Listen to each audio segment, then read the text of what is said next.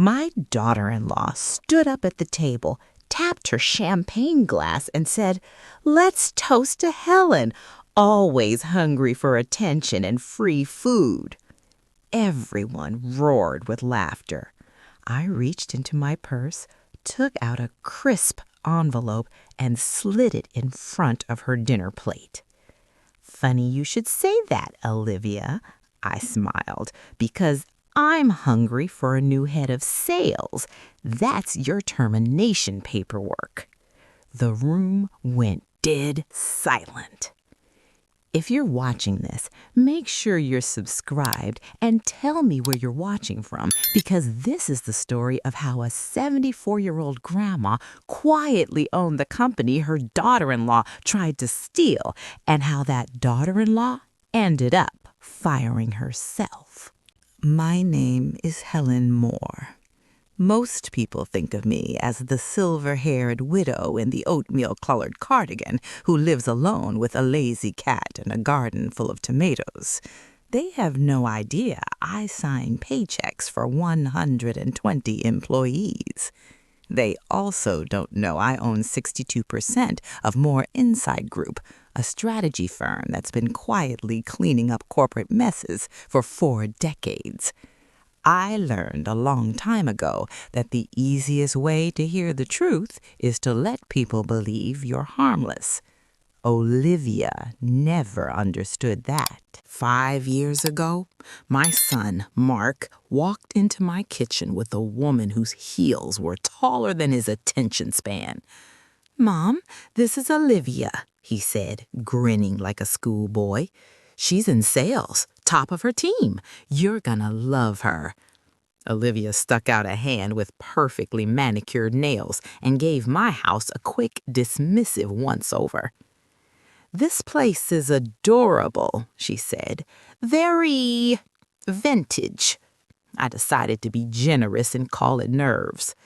Over dinner, she talked faster than my pressure cooker, closing deals, blowing past targets, getting promoted at Skyline Solutions, the marketing firm where she worked. Mark looked at her like she hung the moon. I looked at the way she spoke to the server, snapping fingers, not bothering with please, and tucked that detail into the back of my mind. "Mom does consulting too, strategic something. She helps companies fix things." Olivia gave me a bright, empty smile. "Aw, that's cute. Like a little hobby business?" I'd signed a 7-figure retainer that morning, but I just sipped my tea and said, "Something like that, yes." Here's what nobody at that table knew. 25 years earlier, when my husband died, I had 2 choices: sell his small operations consultancy for pennies or learn how to run it myself. I chose the second. More Insight Group grew slowly, one warehouse, one factory, one panicked CEO at a time. My specialty became turnarounds, taking companies everyone else had given up on and making them profitable. 10 years ago, I quietly bought a failing competitor, Northbridge Analytics, through a holding company. I rebuilt it as a rival firm, younger branding, flashy office, entirely separate management. Clients thought they were choosing between 2 competitors. In reality, they were choosing between my left hand and my right.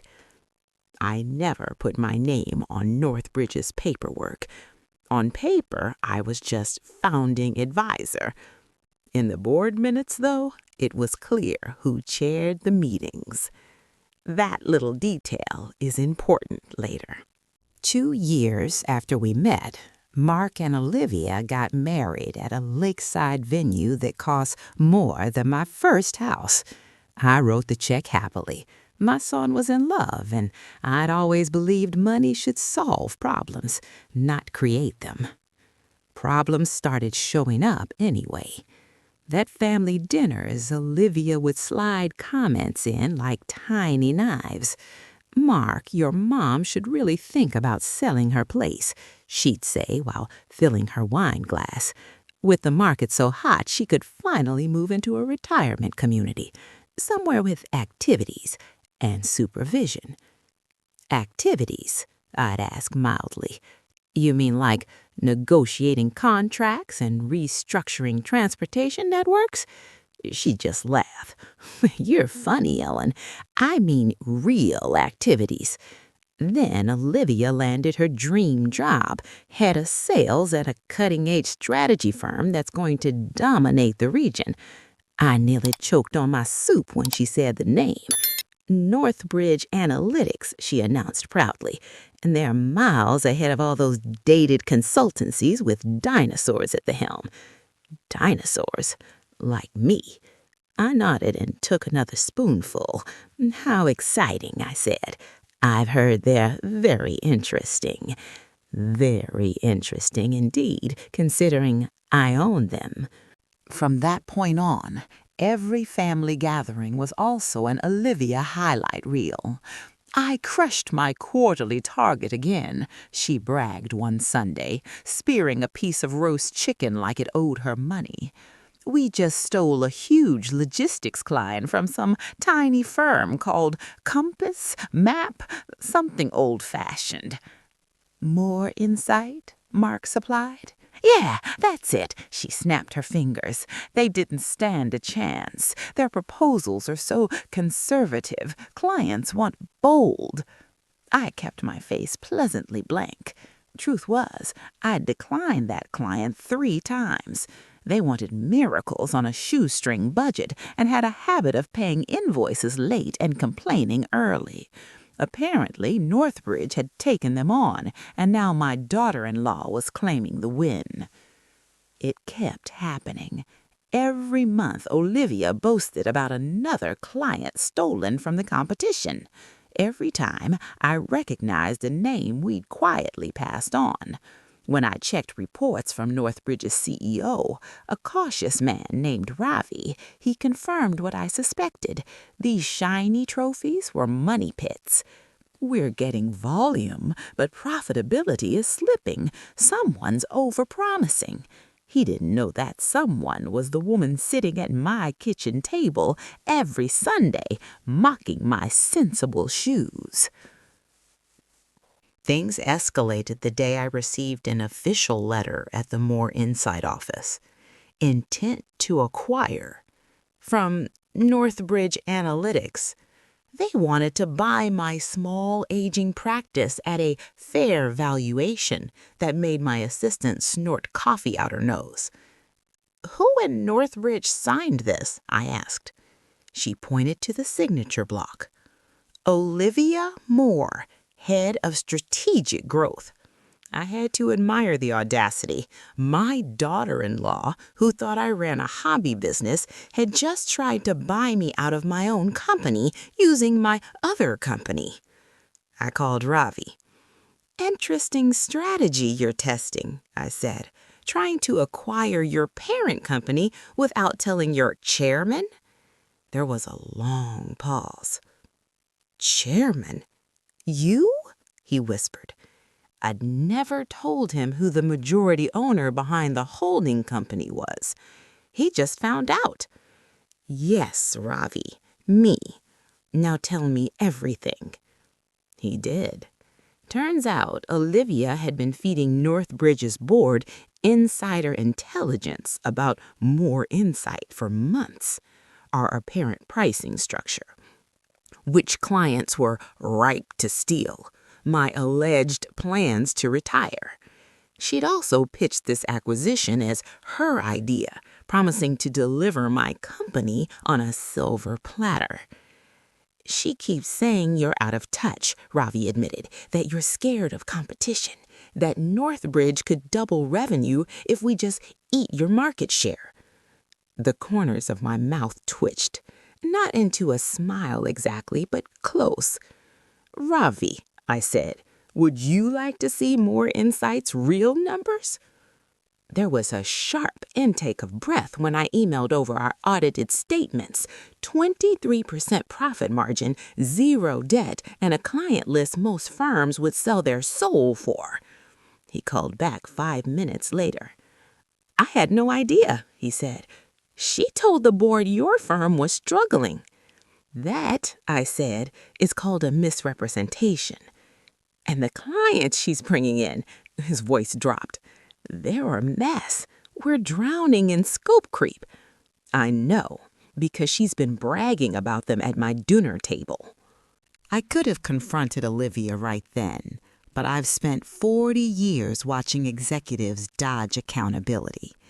If you go in too early, they wriggle away and call it a misunderstanding. I wanted a pattern, not a moment. So I did what any strategist would do. I built a trap and let her walk into it in designer shoes. First, I had Ravi and our legal team quietly review Olivia's contract.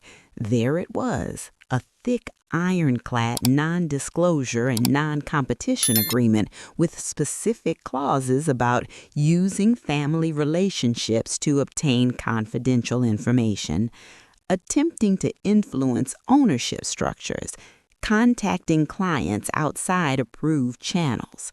Second, I told Ravi to let Olivia present her acquisition plan to the full Northbridge board with me dialed in silently as external advisor.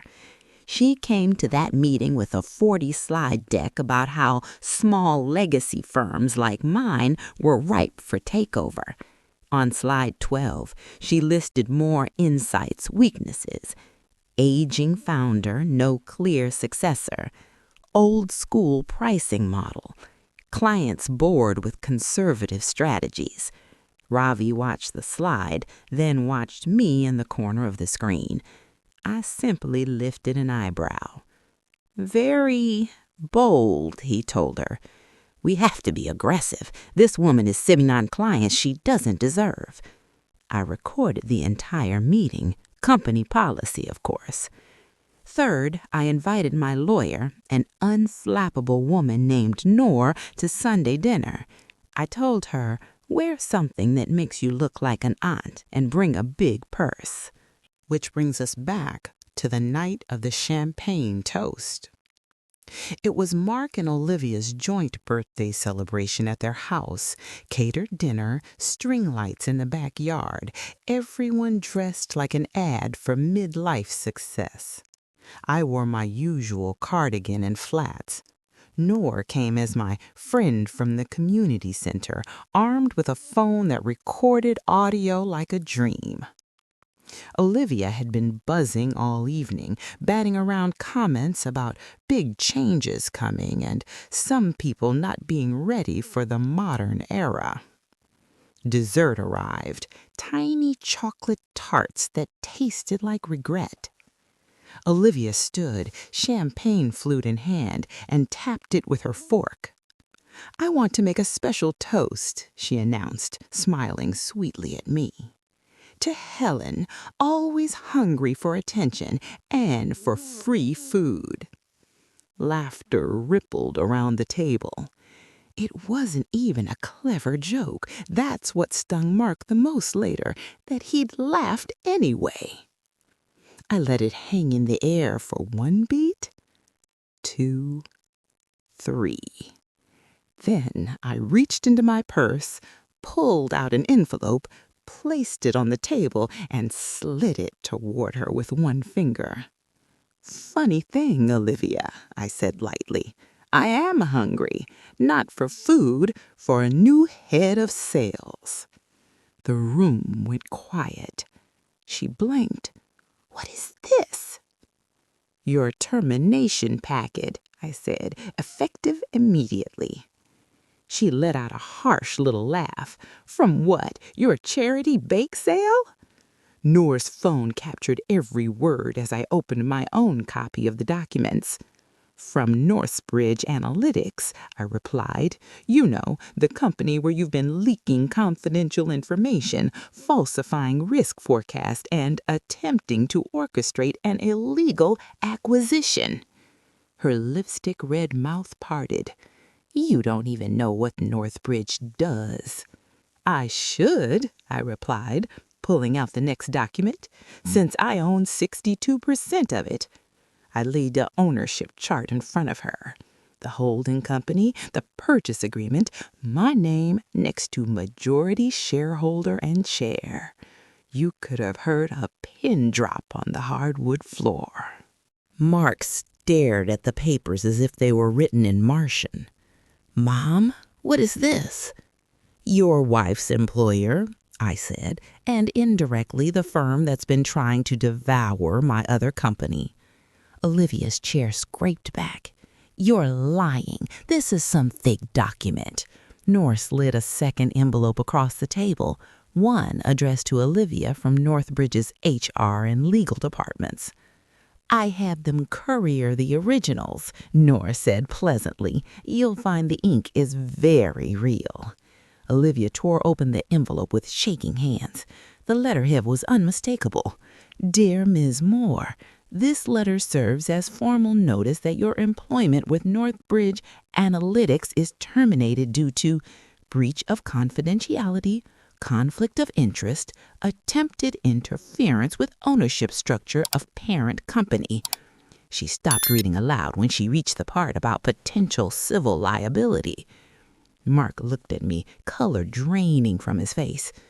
"Mom, is this why some of your clients left? Because Olivia was taking information she heard at this very table, dressing it up as original insight and selling it as if my decades of work were her idea." Olivia snapped the letter shut. "You can't do this. I have a contract, and I'll tell everyone what a manipulative witch you really are." "No, you won't," Nora said calmly, finally dropping the aunt at. "Because of this." She placed another document on the table, Olivia's own signature on a non-disclosure and non-disparagement agreement. Violation penalty, minimum of $3 million in damages, plus legal fees. Olivia's hand flew to her mouth.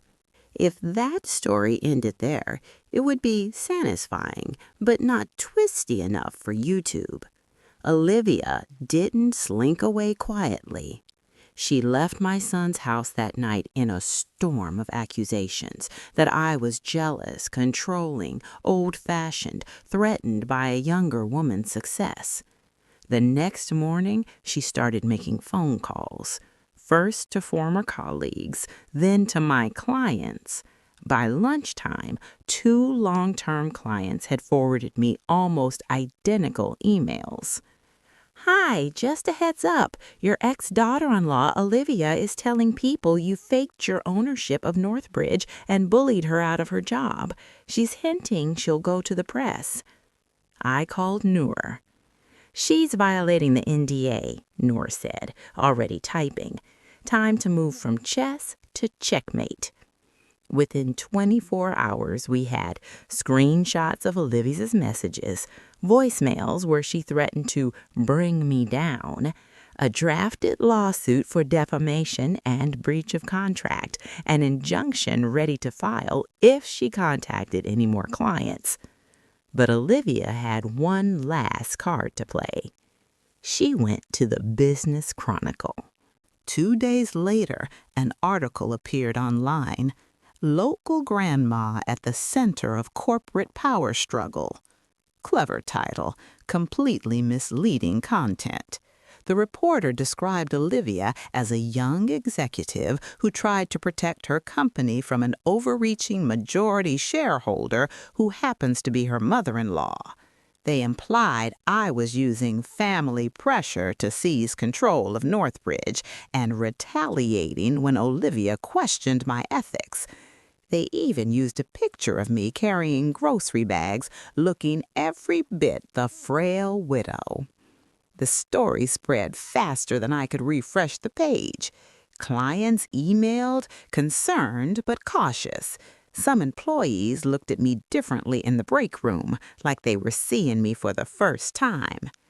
Mark turned up at my house that evening, the article pulled up on his phone. "Mom," he said, voice raw, "did you set Olivia up?" I had expected that question. I still felt it like a slap. "Sit down," I told him. "You deserve the full story, all of it." I poured us both tea and spread folders across the coffee table. I asked Mark, "Do you remember when your father died?" Mark nodded, eyes softening. "You sold the house, you got a small payout from his job. That's when you started the consulting business." "Not quite," I said, sliding over an old patent. "Your father had developed an efficiency system for manufacturing lines. Nothing glamorous, but incredibly effective. He never got to use it." I showed Mark the first licensing agreement, small royalties that grew into something substantial when new regulations made the system gold. Those royalties funded my first acquisitions. Over the 20 years, I bought struggling consultancies, merged them, and built More Insight and Northbridge. Mark stared at the pages, stunned. "All this time, you weren't just managing to get by, you were building this?" "This," I agreed, quietly, because I'd seen what happens when people smell money. They stop seeing the person and start seeing an ATM. Mark swallowed. "And Olivia?" I pulled out another folder, security footage, email logs, performance reviews. I started snooping the moment she realized I had clients worth stealing. We didn't lure her into anything. We documented what she was already doing. He skimmed through an email from Olivia to Northbridge's team. "My mother-in-law's firm runs everything like it's 1992. She trusts me. I can get intel at family dinners. Easy." Mark's jaw clenched. "She wrote this?" "And she said worse, on recorded calls to colleagues, to potential buyers." I let him read, let every word sink in, even when it hurt. "I'm sorry I didn't tell you sooner," I said finally. "I thought if we painted her into a legal corner, she'd back down without dragging you into it." He looked up, eyes bright with anger and something like relief. "You were protecting me." "Protecting all of us," I corrected, "including the employees whose jobs would have vanished if she'd crippled our companies." Having Mark fully on my side changed the battlefield. Nor reached out to the same reporter who'd written the smear article. She said, "I have documents you haven't seen, and a recorded confession you might want to hear before you double down on your source." We didn't threaten. We invited. The reporter came to my office, probably expecting to meet a trembling grandma clutching a tissue. Instead, she found a boardroom, a projector, and a 74-year-old woman with organized binders. We showed her. Olivia signed NDA and non-disparagement clauses. The exit interview recording where Olivia proudly admitted to using family dinners to gather intel. Email chains where she bragged about gutting More Insight. The ownership documents for Northbridge filed years before Olivia ever met Mark.